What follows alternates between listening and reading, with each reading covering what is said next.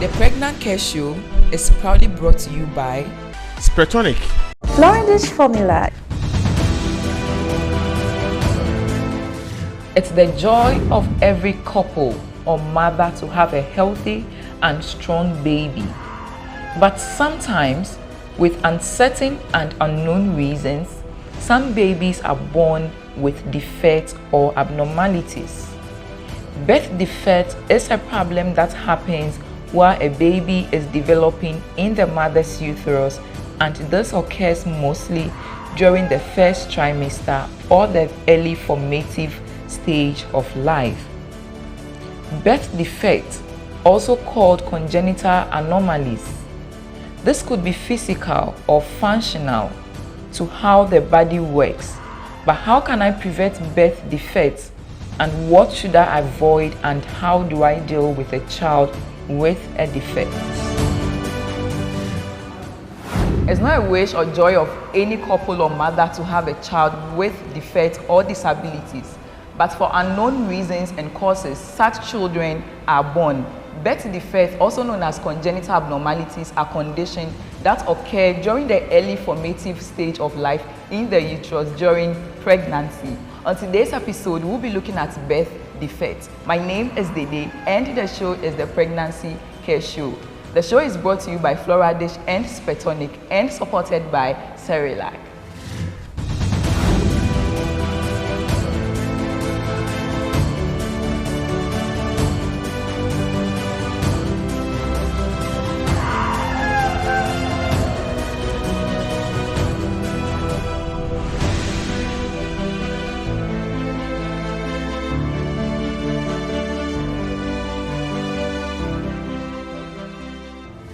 So on today's episode, I have with me a doctor who will be telling us everything we need to know about birth defects or congenital abnormalities. Hello. Hello, Didi. You're welcome to the Pregnancycare Show. Thank you. Okay, so for our viewers' sake, we'd want to know your name and what you do. So I'm Dr. Nana Domatif. I'm a pediatrician, and I'm doing this advocacy with Sinel Specialist Hospital. Dr. Nana, can you tell us a little about Sinel Specialist Hospital and where you are located as well? Okay, so Sinel Specialist Hospital is located at Comte 10. It's a family specialist hospital that has varied specialties. One of them is pediatrics, very promising department. And then we have obstetrics and gynecology, as well as internal medicine. So on today's episode, we have with us Dr. Nana, and she's a pediatrician. So this topic is just widely for her. Just sit and wait, and then she'll take us through everything we need to know about birth defects. We'll go for a short commercial break. When we come back, the show still continues.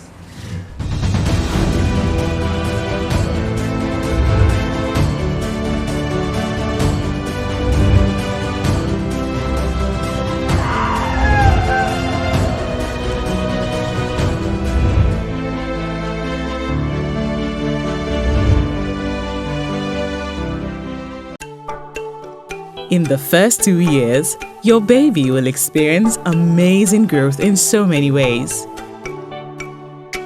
To fuel it, they need the right nutrition. With Cerelac, one bowl of goodness a day provides the wholesomeness of carefully selected grains, the Iron Plus, which helps support brain development, and the yummy taste baby loves, assuring you the right nutrition in one bowl. Cerelac, it's all good, Mom. This advert is FDA approved.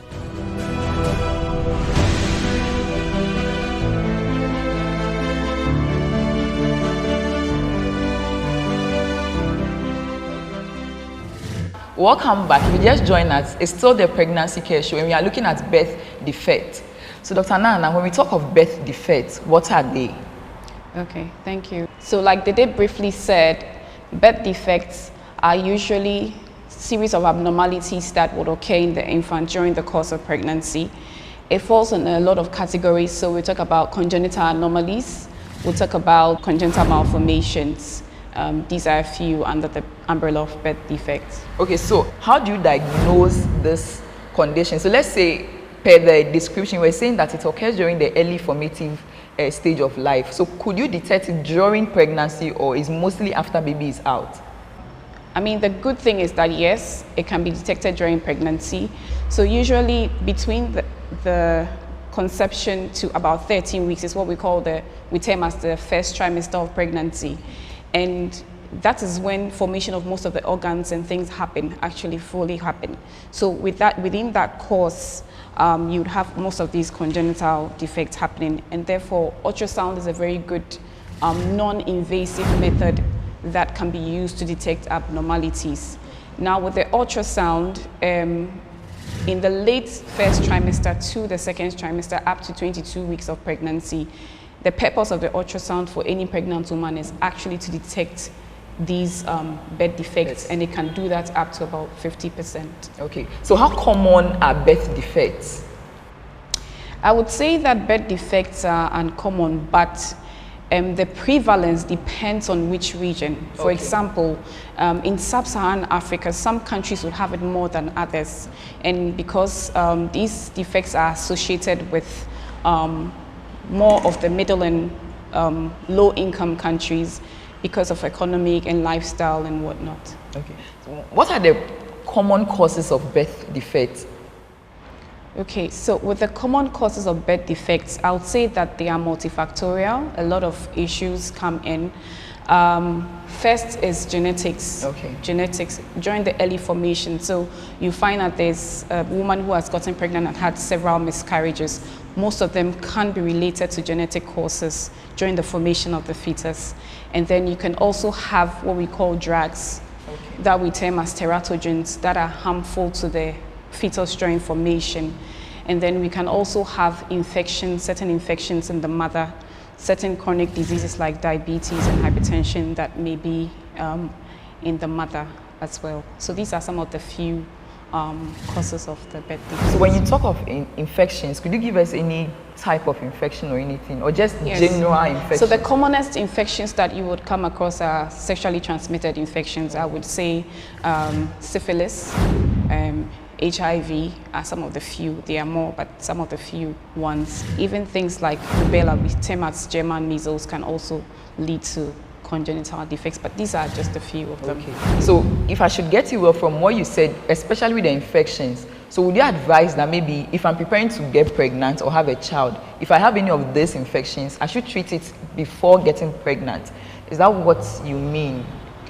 Well, in regards to the infections, yes.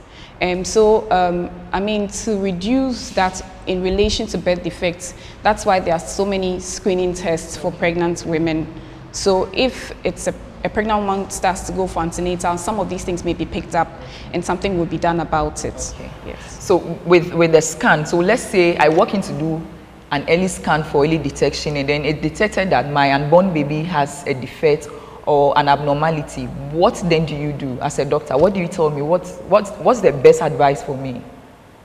Okay, so there are different types of birth defects. Okay. Some come in just a single way. So maybe it's the limbs or the hands that have been affected. Sometimes it's multiple, so many. So, and some are not even compatible with life, meaning that even if the child was born, they won't really survive for that long. So in relation to what will be seen, the mother will be counseled on what the child has. For those that something can be done about it, they will be referred to an appropriate facility where other doctors can get involved, especially if it has to do with surgery, etc. So other doctors are involved. Psychologically, the mindset has to be taken care of, so the clinical psychologist also comes in. And then delivery is actually planned, so that the mother can get maximum benefits as well as the child.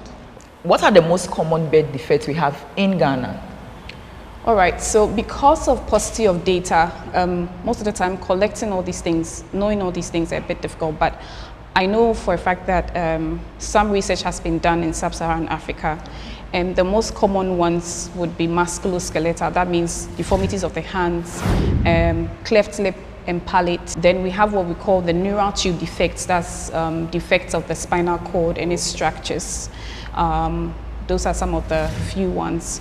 And then we have the syndromes, like example, the Down syndromes that would come also with other defects, the heart defects and whatnot. So are most of this treatable? Well, the good thing is that some of them are cleft lip and palate is some of the neural tube defects. Yes, if it's detected early, the child is delivered at a tertiary facility. You're liaised with the surgeon, see a surgery can be done. Depending on the type of heart defect as well, yes, it can be treatable. Can we lose a baby to birth defect? Yes, like I said, early pregnancies, most of the miscarriages would be as a result of genetic defects.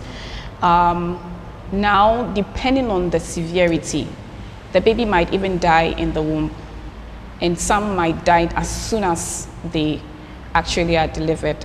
And we lose about 200,000 babies to that, as per the WHO statistics. Yeah. Okay, so should parents or couples be blamed for a deformed child? No, I wouldn't say they should be blamed for a deformed child, because so many factors go into it, and even lots of studies are still ongoing. So it could be genetic in terms that it's in the family and then it's going on. Sometimes too, couples don't know that they are related. So in terms of genetic pool, it's not so varied. So we call it consanguinity. So that puts them at higher risk of having deformed. And then also the age of the mother. So all these factors can't be blamed on the parents. But however, what I'll say is that if a parent is involved in a specific lifestyle, like alcohol intake, smoking, recreational drugs, then maybe when you're planning to get pregnant, you would have to not take those drugs during the course of the pregnancy. Okay, so on the actual, how do couples accept such news? Probably I have walked into a scan center, I've done a scan, I've come to the hospital, you know your readings. How do I accept that I have this? You are a pediatrician, so how do you tell them and how do they accept it? Well, it is not easy to tell a mother who is expecting her child that her child will not be just like any other baby. So usually it's a multidisciplinary something. So you would have to involve other professionals like the clinical psychologist and whatnot. But most of the time, the first impulse, they don't take it too well. Some will accept it and see how they can support the baby.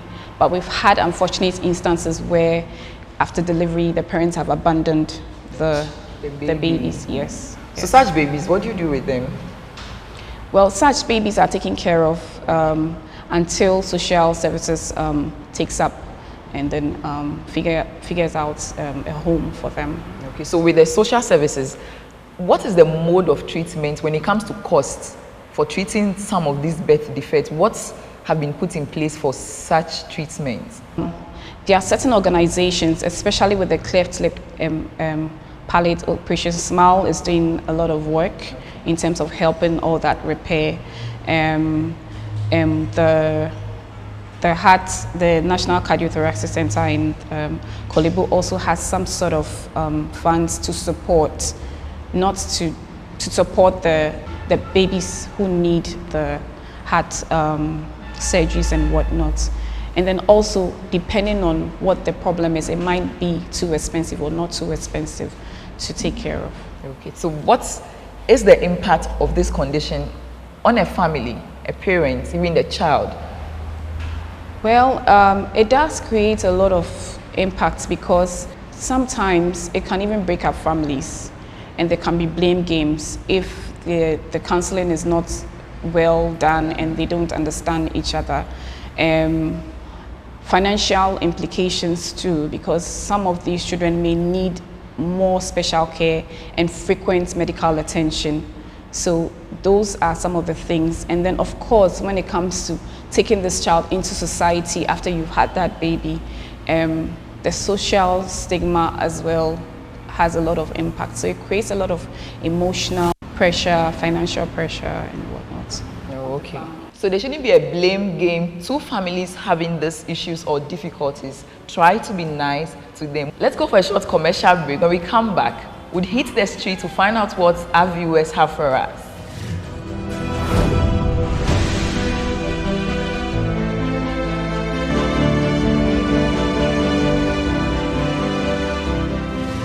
Johnson. I'm a specialist of obstetrics and gynecology.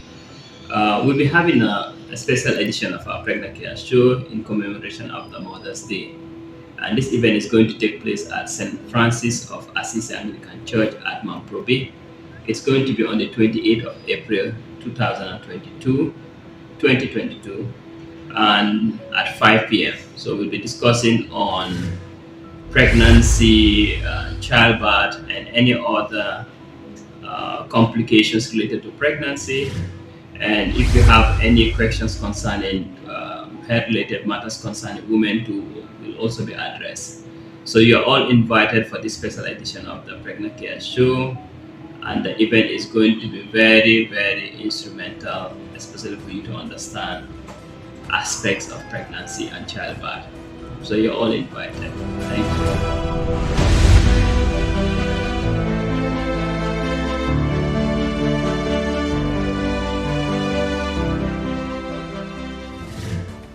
Welcome back. If you just joined us, it's still the Pregnancycare show, and we are looking at birth defects. Let's hit the street to find out what our viewers have for us.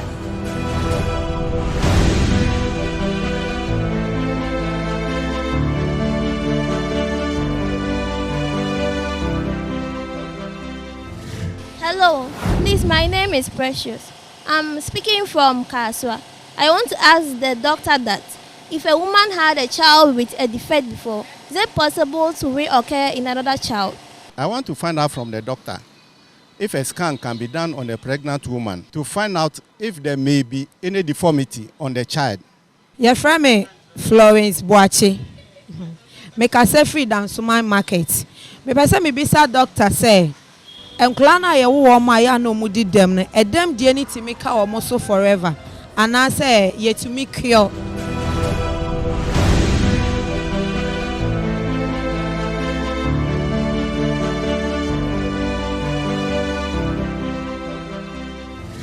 Dr. Nana, these are some few questions from a viewer. So a viewer would want to know, she said, if a woman had a child with a defect before, is it possible to reoccur in another child?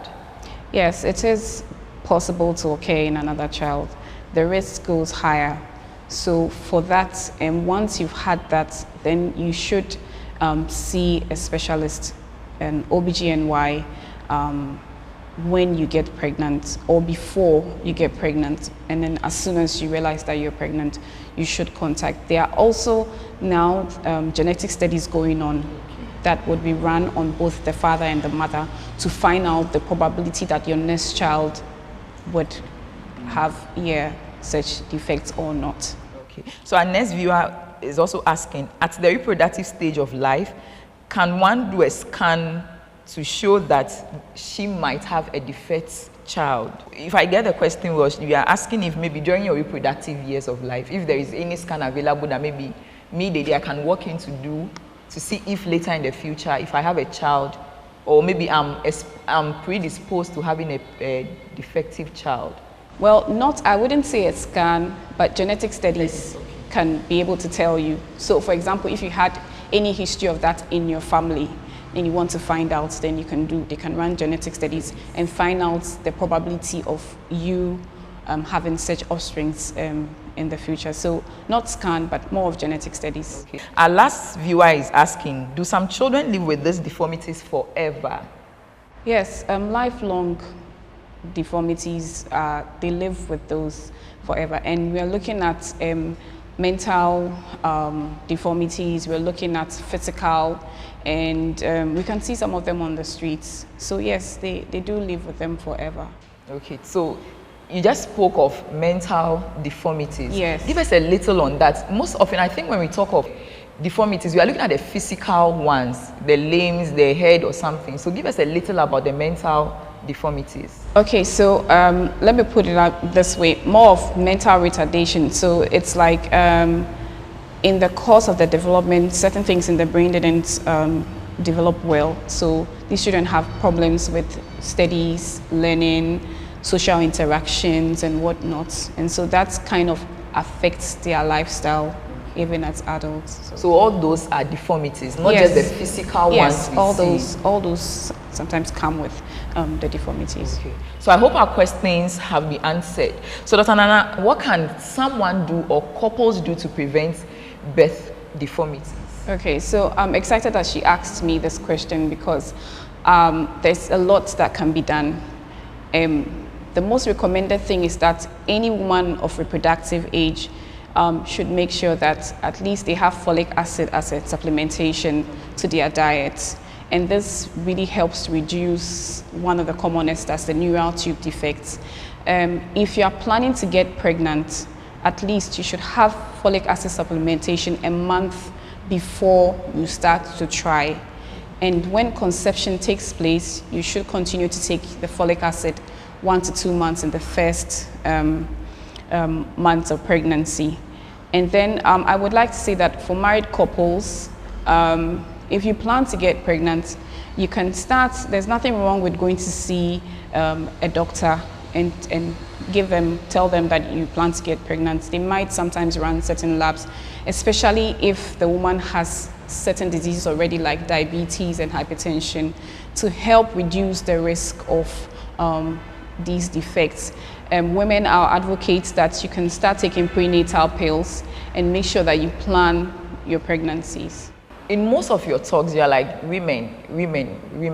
The men, why they don't have anything to do with? Oh no, men do have, and when it comes to the female and male, we'll say that for a female, after 35 years of age, the risk factors are there.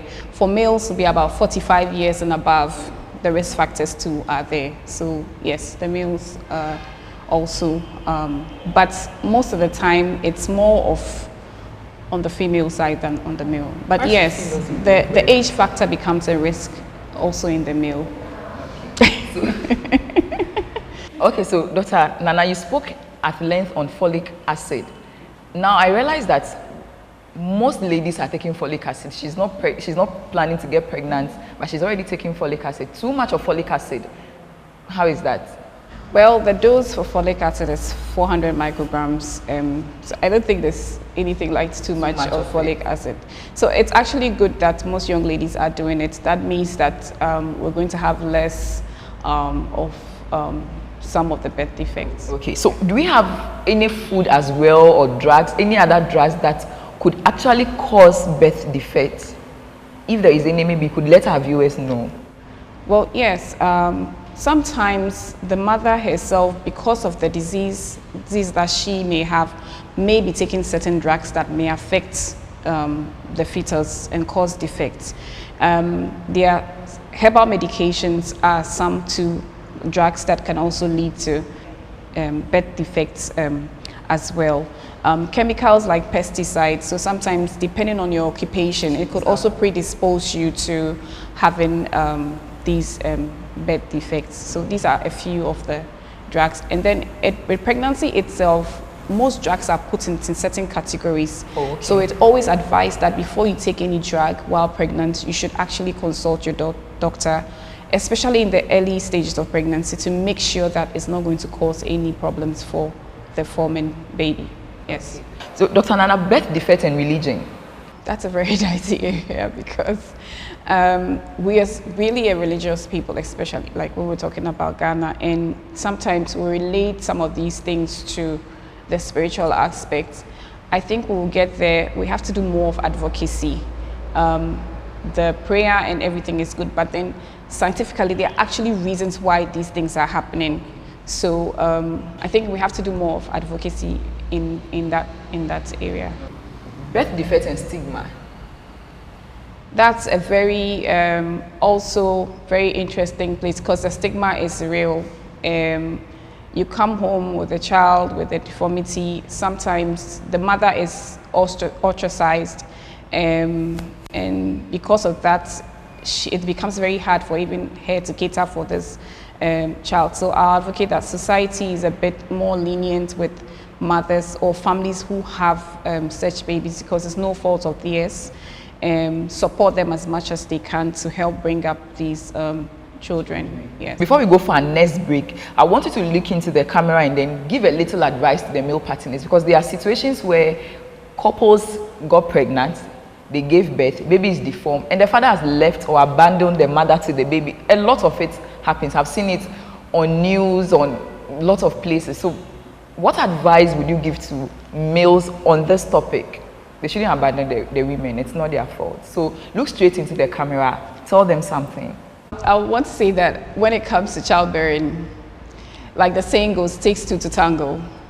So it cannot solely be one person's fault. Sometimes the genetic issues come from both parties. And so I advise that when something like that happens, the best thing is to stick together as a family to help give this child the best. And the best is not to abandon the mother. It's not her fault.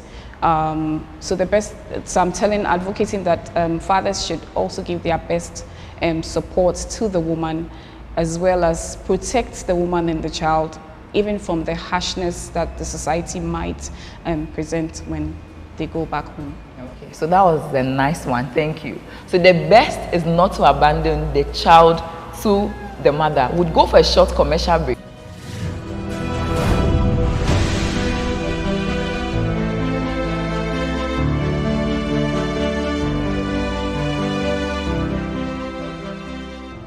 Are you a mother? Are you trying to conceive? Have you had challenges with conception? Do you have a story to share? We are dedicated to helping you solve your problems. Join us on your favorite Pregnancy Care show and share your experiences with us.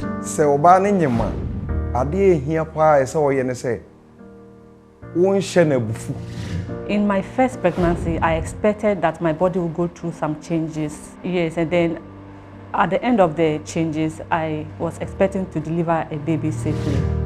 Remember, sharing is caring, and your experience will encourage and help someone. Contact us on 050-166-1330 or send a message to all our social media platforms at The Pregnancy Care Show, and we will get back to you. We'll be having a special edition of our Pregnancycare show in commemoration of the Mother's Day.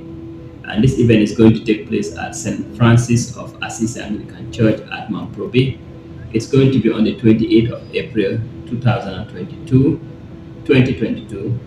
and at 5 p.m. So we'll be discussing on pregnancy, childbirth, and any other complications related to pregnancy. And if you have any questions concerning health-related matters concerning women too, will also be addressed. So you're all invited for this special edition of the Pregnancycare show, and the event is going to be very, very instrumental, especially for you to understand aspects of pregnancy and childbirth. So you're all invited. Thank you.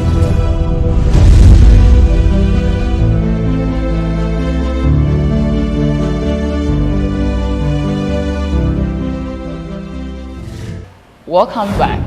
So Dr. Nana, what will be your final word on our topic for today's episode?